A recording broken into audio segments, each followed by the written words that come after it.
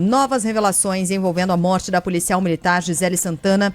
Informações aqui ao vivo com a Larissa Biscaia. Pois não, Larissa? Secretaria de Segurança Pública ainda não se posicionou sobre a informação de que 3 PMs foram ao apartamento do casal limpar o imóvel depois da morte de Gisele Alves Santana. Elas foram vistas por uma testemunha que relatou à Polícia Civil que 3 agentes, uma soldado e 2 cabos, foram ao local por volta das 5h48 da tarde daquele dia e entraram no apartamento acompanhadas de uma funcionária do prédio. Os primeiros exames feitos pela Polícia Científica identificaram marcas na região do pescoço e na mandíbula da PM. Ela que foi encontrada com um tiro na cabeça no chão do apartamento em que morava com o marido. A gente está acompanhando essa história há muitos dias. O corpo da Gisele Alves Santana foi exumado na semana passada, depois de uma determinação do Tribunal de Justiça. E a investigação ainda apura possíveis inconsistências sobre o horário da morte da soldado.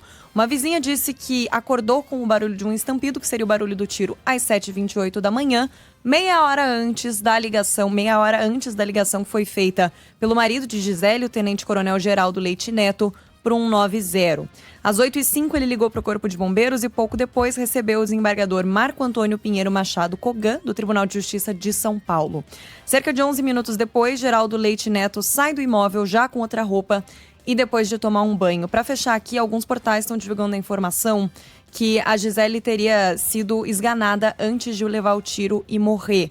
A gente está tentando checar de novo. Secretaria de Segurança Pública mantém a mesma postura, o caso está sob sigilo, a gente não confirma e nem nega nada e também não se posiciona sobre as 3 PMs que foram vistas limpando o imóvel. Isso é muito importante. Precisa haver alguma satisfação em relação ao que essas policiais foram lá fazer, né? Porque é mais um dos elementos que tornam essa história entroncada ou truncada e muito esquisita. Né? Cada dia mais a gente fica ou tem acesso a novas imagens do corredor, ou tem novas informações sobre a atuação de pessoas que não deveriam estar lá. Essas 3 policiais militares estavam lá para quê? Esse desembargador foi lá fazer o que? Mas é amigo, um desembargador. O Tribunal de Justiça também precisa declarar ou se manifestar sobre a atuação desse desembargador neste caso. Né? Afinal, ele é um servidor público, ele é um desembargador. A gente precisa também entender a dinâmica das coisas, né? De como houve a possibilidade de este policial tomar banho, a despeito do que os policiais orientaram, né? Que ele não deveria tomar banho, que ele deveria seguir para a delegacia. Tem muita história ainda que deixa esse caso aqui completamente sem resposta para a família, mas com muitas desconfianças, não é, Larissa? Muita desconfiança e essa falta de esclarecimento gera espaço para ruído, para boato. Exato. Ontem eu mandei um e-mail para a Secretaria de Segurança Pública, mais ou menos agora na hora do Band News São Paulo, pedindo esclarecimentos sobre o desembargador, a presença do desembargador que estava lá. Primeiro de tudo, ele foi intimado a depor? Se não foi, por quê? Até semana passada, o tenente-coronel Geraldo Leite Rosa Neto não era considerado suspeito ou investigado. Algo mudou? Ele é um suspeito? E, por fim, esse caso ainda é tratado como morte suspeita ou ele é visto como um possível feminicídio? Não respondem. Não tem resposta. A resposta é a única, já faz mais de uma semana que a resposta é a mesma. O caso tramita sob sigilo, não podemos divulgar informações. Beleza, tem a questão do sigilo, mas é um possível feminicídio? Vocês estão ouvindo? Em que pé que estão as investigações? Não é nenhuma nota assim, fizemos mais oitivas, ouvimos novas pessoas. Isso. A nota é a mesma e é genérica. Já tem 2 semanas que a gente está no pé da Secretaria de Segurança Pública e não tem resposta. E precisa ter. A família precisa ter, sobretudo, mas a sociedade também. Quando a gente fala de entes públicos, a gente está falando da polícia, a gente está falando de um trabalho de investigação, a gente está falando da presença de policiais militares de maneira muito estranha, da atuação de um desembargador, ainda que amigo do tenente-coronel. A gente precisa dessas respostas, sim. A sociedade como um todo, para além da família, evidentemente. Eu fico me perguntando por que um país que prende tanto, né? Que prende na primeira noite, talvez, eu detesto comentar o que não aconteceu, mas eu fico me perguntando o que teria acontecido se o mesmo crime... corrigindo aqui, se o mesmo cenário tivesse sido encontrado pelos investigadores numa comunidade qualquer de São Paulo.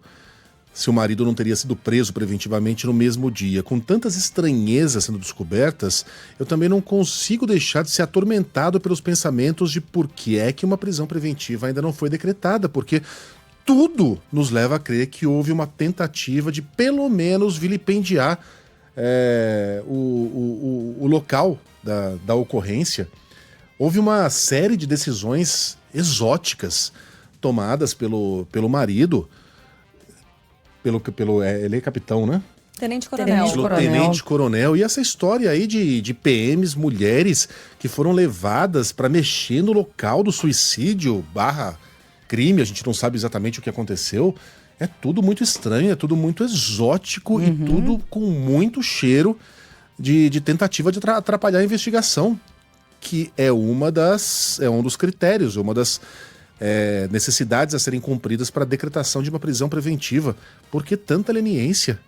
Eu posso citar aqui uma reportagem assinada pelo Lucas Josino, jornalista que foi nosso colega aqui da Band, hoje está na TV Globo.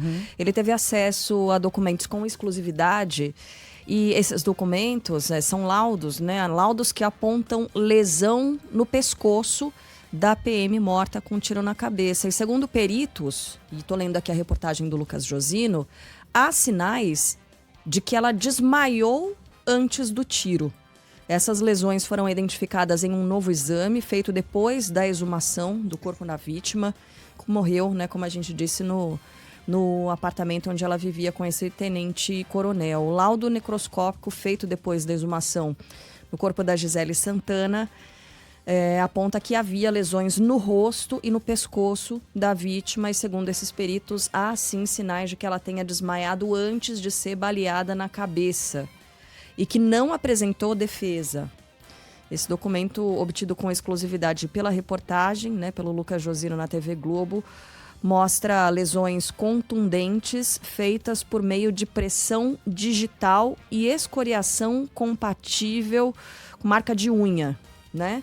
A PM de 32 anos, lembrando, como trouxe a Larissa, que foi encontrada morta no apartamento onde ela morava com o marido, o tenente-coronel da PM, Geraldo Leite Rosa Neto, de 53 anos. Então, são novas informações, novos indícios bem importantes de que pode ter havido um crime ali. Sinais de que ela desmaiou antes de ser baleada na cabeça, marcas de pressão no pescoço e no rosto, marcas compatíveis com marcas de unha,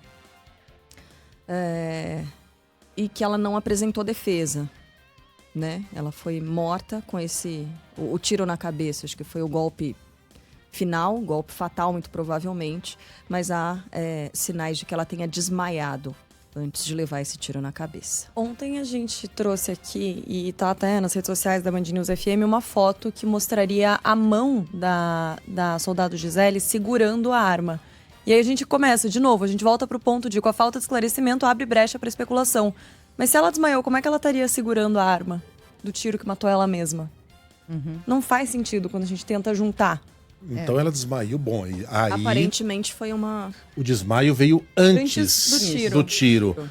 Bom, tá descartada a hipótese de suicídio, então, a se confirmar essa informação. Se ela teve o desmaio Pessoas antes desmaiadas não atiram na própria cabeça. Exato. Não.